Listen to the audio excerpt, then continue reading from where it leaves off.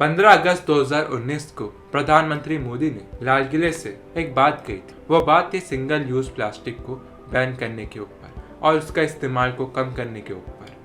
और प्रधानमंत्री ने काफ़ी फोरम्स में ये कहा है कि भारत 2022 तक सिंगल यूज प्लास्टिक के ऊपर काफ़ी हद तक रोक लगा देगा।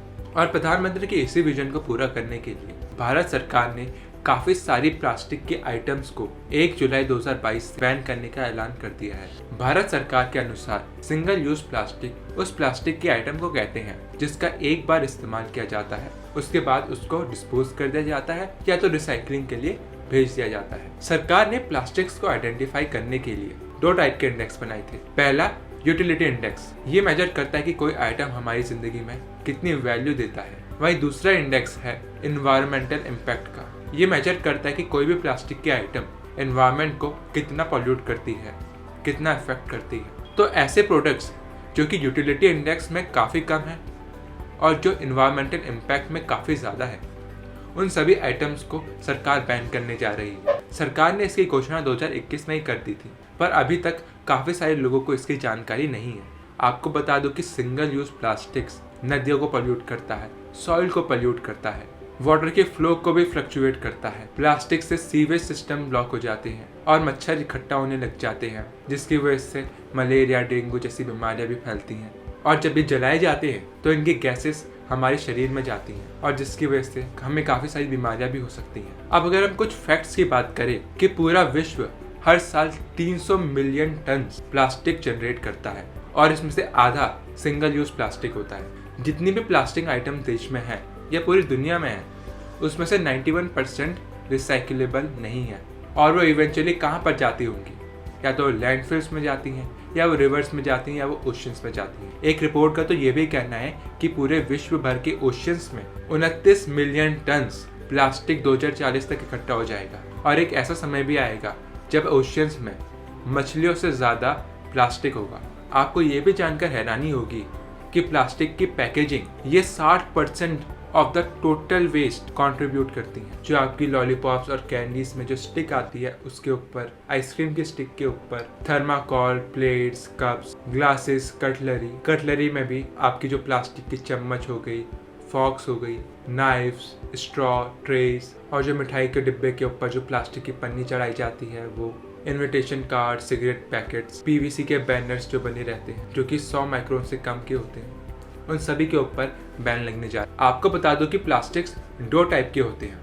पहला जो पेट्रोलियम से बनते हैं, दूसरा कंपोस्टेबल प्लास्टिक। कंपोस्टेबल प्लास्टिक्स को फैक्ट्रीज में बनाया जाता है और ये इस प्रकार से बनाई जाती है ताकि ये डिकम्पोज हो जाए। अब जो 20 प्लास्टिक के आइटम जिनको बैन किया जाने वाला है, ये आइटम्स अगर कंपोस्टेबल प्लास्टिक की बनी हो तो इनके ऊपर बैन नहीं लगेगा। अब भारत में सबसे बड़ी समस्या ये है कि ऐसा कोई मैकेनिज्म डेवलप्ड ही नहीं है कि हम आइडेंटिफाई कर पाए कि कोई आइटम कंपोस्टेबल प्लास्टिक से बनी है या पेट्रोलियम वाले प्लास्टिक से बनी है। 2018 में भारत ने 18.45 मिलियन टन प्लास्टिक यूज किया और जो उसने प्लास्टिक बनाया वो था 17 मिलियन टन। अब ग्लोबल स्टैंडर्ड्स ये कहते हैं कि जितना भी आप प्लास्टिक बनाते हो उसका 1% बायोडिग्रेडेबल होना चाहिए, यानी कंपोस्टेबल प्लास्टिक होना चाहिए। अब भारत में इस प्रकार से कंपोस्टेबल प्लास्टिक और फॉसिल फ्यूल वाले प्लास्टिक को आइडेंटिफाई करने की कोई फैसिलिटी है नहीं। तो जो भारत को 2018 में 0.17 मिलियन टन कलेक्ट करना था ताकि वो फिर से बनाया जाए या उसका कंपोस्ट बनाया जाए, उस चीज़ को करने में भारत असमर्थ है और इस चीज़ के बारे में लोगों को जानकारी भी नहीं है। इस वजह से भारत तो इस समय कंपोस्टेबल प्लास्टिक के लिए रेडी नहीं है और अगर हम इसको करने भी जाए तो इसमें लेबर कॉस्ट काफ़ी लगेगी और ये काफ़ी महंगा होगा।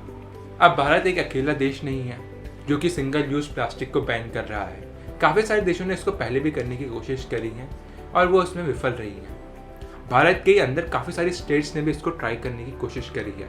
तो उन्होंने जो सबसे पहली समस्या देखी वो थी इन्फोर्समेंट। अगर आपने रूल पास कर दिया तो उसको लागू करने के लिए लोगों की आवश्यकता। अभी ये जिम्मेदारी सेंट्रल पॉल्यूशन बोर्ड और स्टेट पॉल्यूशन बोर्ड में बटी हुई है और इन एजेंसीज में स्टाफ की शॉर्टेज काफ़ी देखी गई है। यहाँ पे लोगों में कोऑर्डिनेशन भी इतना अच्छा नहीं है और इसी वजह से पिछले 3 दशकों से हम इस समस्या से अभी भी वैसे के वैसे ही जूझ रहे हैं। दूसरी जो समस्या है वह है ऑल्टरनेटिव्स।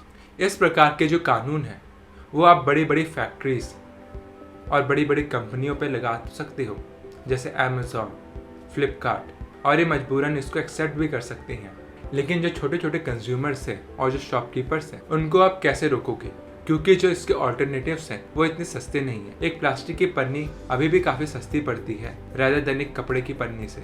और इवेंचुअली होगा ये कि काफ़ी सारी ऐसी फैक्ट्रीज आएंगी जो कि इलीगली इन प्लास्टिक की पन्नियाँ बना रही होंगी या सिंगल यूज प्लास्टिक बना रही होंगी। और फिर पोल्यूशन बोर्ड का काम ये होगा कि उनको ढूंढे और उन पर छापे मारे, जो कि काफ़ी टाइम कंज्यूमिंग होगा। तो इससे हम आते हैं अपने आखिरी पॉइंट पर। इस प्रकार के बैन लाने के बाद थोड़ा समय चाहिए होता है कि सिचुएशन को कंट्रोल किया जाए। अच्छी बात यह है कि सरकार ने इसको काफ़ी समय दिया है और ये 2021 में नोटिफिकेशन आई थी और 2022 के 1 जुलाई से ये लागू होगा। तो इस समय काफ़ी सारी फैक्ट्रीज और काफ़ी सारी ऐसी यूनिट्स सतर्क हो गई होंगी। लेकिन महाराष्ट्र सरकार ने भी इस प्रकार का डिसीजन लिया था और अगर इसे जल्दीबाजी में लिया जाए और काफ़ी कम समय लोगों को दिया जाए तो इन लॉज की फेलियर होने की संभावनाएं काफ़ी ज़्यादा बढ़ जाती हैं। और इवेंचुअली महाराष्ट्र सरकार ने काफ़ी सारे प्लास्टिक के आइटम्स को बैन की लिस्ट से हटा दिया, जैसे PET बॉटल्स। अभी भी जो प्लास्टिक की लॉबी है वो चाह रही है कि इस कानून को थोड़े समय के बाद लाया जाए। कंज्यूमर्स अभी भी इस टॉपिक के बारे में अनअवेयर हैं। गवर्नमेंट ने इन कंसर्न्स को सुना है और इसने इस बार एक नई चीज़ करी है। इनमें से जो सबसे बड़ा चेंज है वो ये है कि स्टेट पॉल्यूशन बोर्ड्स को ज़्यादा पावर दी गई है ताकि वो डिसीजंस इंडिपेंडेंटली ले सके और वो मैन्युफैक्चरर्स के साथ डायरेक्टली काम करेंगे ताकि इस प्रॉब्लम को सुलझाया जा सके। और वो उन लोगों पर भी नज़र बनाए रखे हैं जो कि रॉ मटेरियल प्रोवाइड करते हैं प्लास्टिक बनाने का। तो स्टेट पॉल्यूशन बोर्ड्स ने ई-कॉमर्स कंपनीज को भी ये नोटिस भेजा है कि वो बैंड सिंगल यूज प्लास्टिक के आइटम्स को ना बेचे, जिससे हम एक सेफर एनवायरनमेंट बना सकें। आपने ग्रेट पैसिफिक गार्बेज पैच का नाम तो सुना ही होगा। अगर नहीं सुना तो मैं बता दूं कि पैसिफिक ओशियन में एक काफी बड़ा कूड़े का ढेर है जो कि ओशियन में तैरता रहता है। ये जापान के करीब से होते हुए यूएस के कैलिफोर्निया के करीब आ जाता है और ये कैलिफोर्निया से वापस जापान चले जाता है।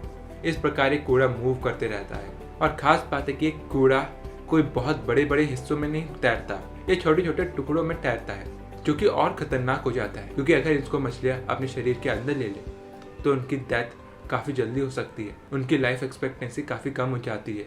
और अगर उन मछलियों का सेवन हमने कर लिया तो इससे हमारे शरीर के अंदर भी प्लास्टिक घुस सकता है, जो कि हम सभी के लिए सेफ नहीं है। तो ये था इस प्लास्टिक बैन की पूरी कहानी।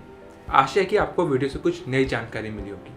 अगर वीडियो पसंद आई हो तो वीडियो को लाइक और चैनल को सब्सक्राइब अवश्य करें। धन्यवाद।